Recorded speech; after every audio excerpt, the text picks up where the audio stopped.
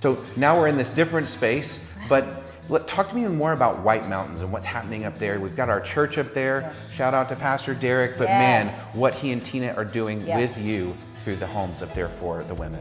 Tina and Derek being the house parents and the directors of Living Hope Dream Center. You know, we acquired Living Hope Dream Center because of COVID. That particular ministry, really, they had to shut the doors. But we saw the home. We do homes well.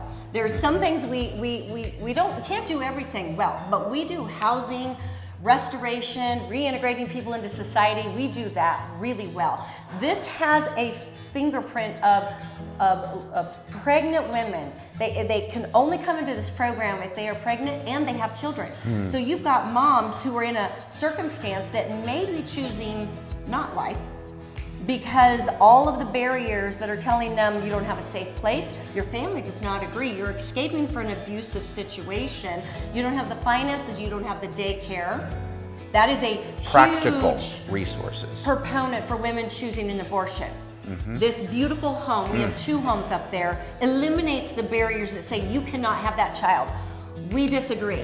We are your stand-in family. We stand in the gap. The church stands in the gap. That beautiful congregation comes around our mamas and the kids. Listen, they're attending church, they're serving, they're getting baptized, they're dedicating their babies. Some of the families are helping them adopt a job skill training, elevating their learning. The Dream Center can't even hold their hand that long. That is where the church stands in the gap. There's so much the church could fix. The army that sits in the seats of the church can fix it all. Don't even need the government. Let's go. Overthrow the government. Wait. Sorry. I can hear you and I are bad together. Yeah. But I'm so excited because I'm seeing the church serve the Dream Center. A Dream Center without a church and vice versa are broke. Both of them. And it is a privilege that Dream City Church gets to get our hands and feet dirty, working, toiling, loving, bringing those who didn't sign up for a life like this. We are all 2 or 3 bad decisions from being in their shoes. Yes. And that's humbling.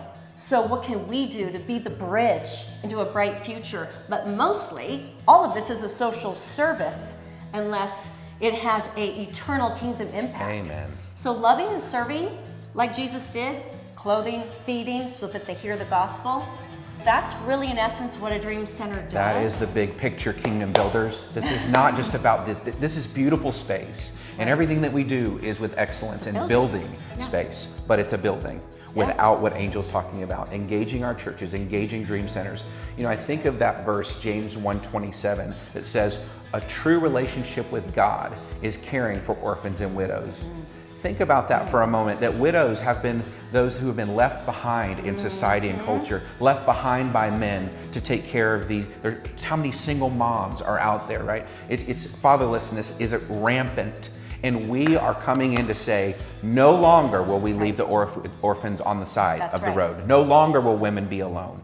Kingdom Builders, thank you for joining us for part 2. And now we're going into part 3, which is even more exciting. I know that's hard to believe, but it's not just in Arizona that we're making the impact.